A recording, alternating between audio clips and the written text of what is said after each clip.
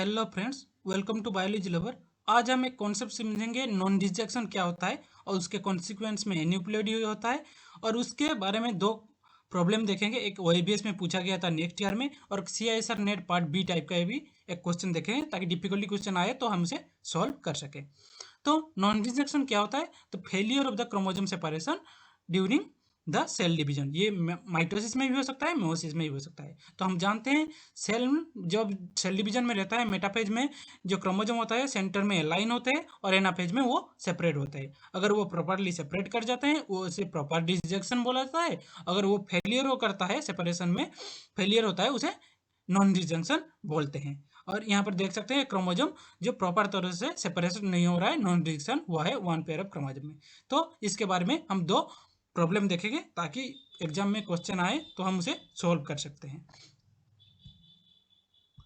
तो यहाँ पर एक क्वेश्चन पूछा गया है जो ओईबीएस में पूछा गया था।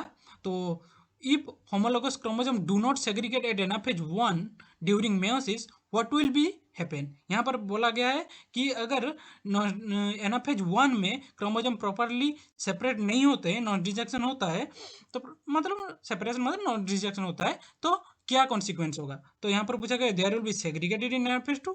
एनाफेज 2 में फिर से सेग्रीगेट हो जाएगा। All four daughter cell will have abnormal karyotype. All four daughter cell में एब्नॉर्मल कैरियोटाइप होगा। One homologous chromosome will be lost. एक होमोलोगस क्रोमोसोम लॉस्ट हो जाएगा। One two daughter cell will be normal karyotype. तो ये पूछा है, तो यहाँ पर आपको तो आंसर दे दिया है, तो आपको इजी लग रहा होगा। लेकिन ये कैसे होता है, ये कॉन्सिक्वेंस में आपको नेक्स्ट स्लाइड में पिक्चर के साथ समझाऊंगा। अगर ये तो हम आंसर जान गए, ये एक थोड़ी डिफिकल्टी टाइप का क्वेश्चन है, ये गौर से आप देखिए। ए cell of a plant which 2n is equal to 18 undergo non rejection। 2n is equal to 18 है, मतलब ये अगर मेयोसिस होता है, इसका n कितना होना चाहिए? 9 होना चाहिए। n इज इक्वल टू इधर 9 होना है, जब गैमेट प्रोड्यूस 9 होना है। नॉन रिजेक्शन ड्यूरिंग मेयोसिस 2, यहाँ पर नॉन रिजेक्शन किसमें होगा? मेयोसिस 2। यही ट्रिक होता है, मेयोसिस 1 में नॉन रिजेक्शन होगा तो क्या होगा, मेयोसिस 2 में क्या होगा, ये आपको समझना चाहिए।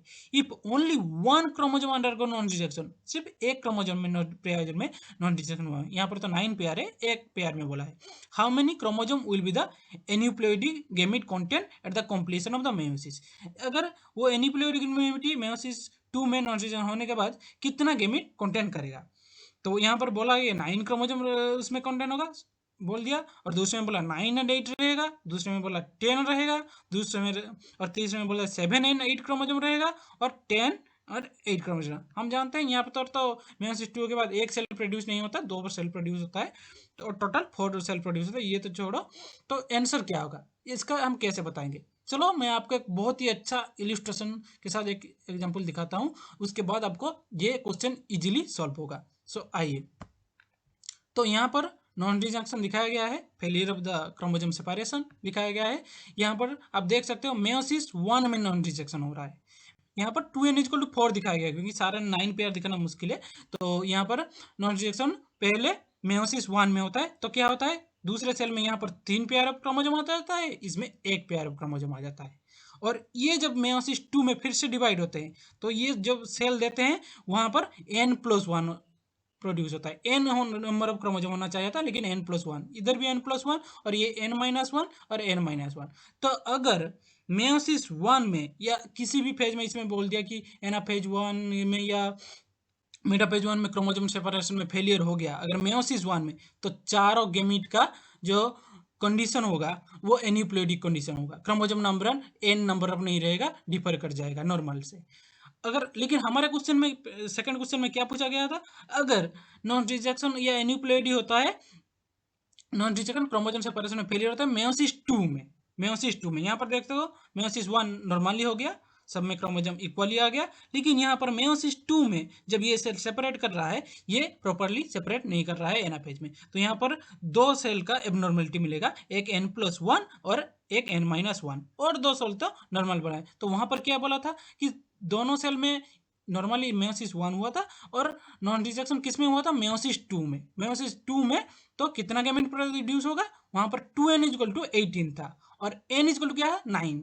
तो यहाँ पर दो गैमेट में जो मेयोसिस 2 में नॉन रिजेक्शन हुआ है, वहां पर जो गैमेट प्रोड्यूस होगा उसमें एक में n+1 होगा, एक में n-1 होगा, मतलब एक में 9+1 10 होगा और एक में 9-1 8 होगा। तो 10 एंड 8 जो आंसर होगा उसमें। तो ये देखो नॉन रिजेक्शन इन सिस्टर क्रोमेटिन मेयोसिस 2 में जब होगा तो 2 सेल में सिर्फ एब्नॉर्मेलिटी मिलेगा। अगर मेयोसिस 1 में हो जाता है नॉन रिजेक्शन तो सारे गैमीट में क्या होगा, एब्नॉर्मल क्रोमोसोम मिलेगा। यही तो पूछा था पहले क्वेश्चन में और ये पूछा था सेकंड क्वेश्चन में। तो आपका कॉन्सेप्ट क्लियर हुआ। चलो पहले देख लेते हैं फिर से आंसर को। तो ये रहा आपका, अगर मेयोसिस 1 एनाफेज इसमें आता है, मेयोसिस 1 में आता है, इसमें अगर फेलियर सेपरेशन होता है तो सारे डॉटर सेल में एबनॉर्मल टाइप मिलेगा। और अगर मेयोसिस 2 में होता है तो 2 ही सेल में सिर्फ एबनॉर्मल मिलेगा। वहां पर जो कितना आंसर होगा 10 एंड 8।